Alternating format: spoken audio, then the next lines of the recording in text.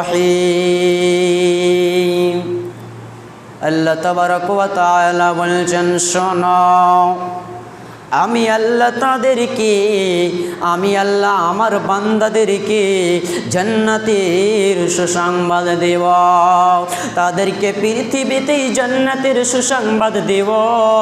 তারা পৃথিবীতে জান্নাতের সুসংবাদ পাবে, তাদের কোনো চিন্তা রবে না, রবে না। এই জন্যে আমার আল্লাহ বলছেন, যাদের ভিতরে 8 খানা আমল পাওয়া যাবে রে, আমার আল্লাহ তাদেরকে জান্নাতের সুসংবাদ দিবে, তাদের কোনো চিন্তা রবে না, রবে না। 1 নম্বরে আল্লাহ তাবারক ওয়া তাআলা বলছেন, শোনো, তোমরা যদি জান্নাতের সুসংবাদ পেতে চাও তাহলে তোমাদের ভিতরে 8 খানা আমল লাগবে রে, তবেই তোমরা জান্নাতের সুসংবাদ পাবে। আমার আল্লাহ 1 নম্বরে বলছেন, বল তোমরা तौबा करने वाला হয়ে যাও, ইস্তিগফার करने वाला হয়ে যাও, तौबा करने वाला হয়ে যাও, ইস্তিগফার करने वाला হয়ে যাও, তবে তোমরা জান্নাতের সুসংবাদ পাবে রে। আর যারা ইস্তিগফার करने वाला হবে না, तौबा करने वाला হবে না, আমার আল্লাহ তাদেরকে জান্নাত দিবে না, এরা জান্নাতের সুসংবাদ পাবে না, পাবে না।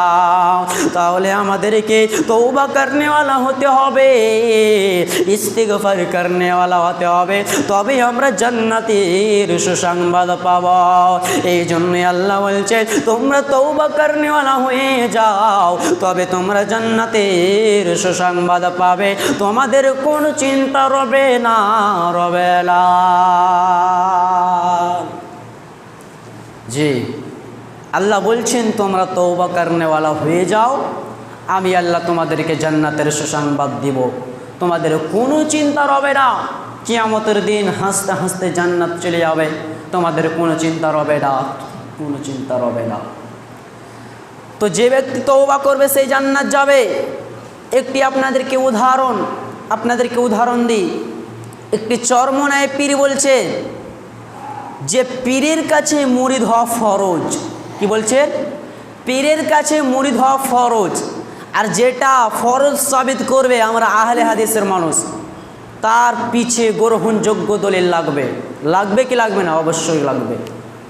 সে বলছেন পীরের কাছে মুরিদ হওয়া ফরজ, আর আপনি কি বলছেন তার কাছে দলিল নাই? অবশ্যই আছে তার কাছে দলিল। তার কিসের দলিল? সে বলছেন কেন লাগবে দলিল, কিসের জন্য লাগবে, তার জোরটা দেখেন। সে বলছেন একটা লোক যদি অনেক গুনাহ করে, আমার আল্লাহ তাকে ক্ষমা করবে না, তাকে ক্ষমা করবে না, তাকে ক্ষমা করবে না। না তা কেমনভাবে ক্ষমা করবে?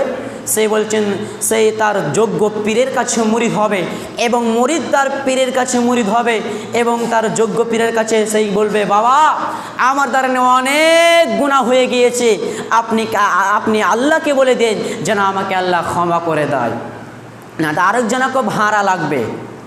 শোনো মোকাইয়ার মুসলমান, আমরা ওই আল্লাহর ইবাদত করি যে আল্লাহর কাছে সরাসরি মিসকিন ফকির চাইতে পারে, আর আমরা ওই আল্লাহর ইবাদত করি না যার কাছে চাইতে গেলে একজনকে ভাড়া লাগে।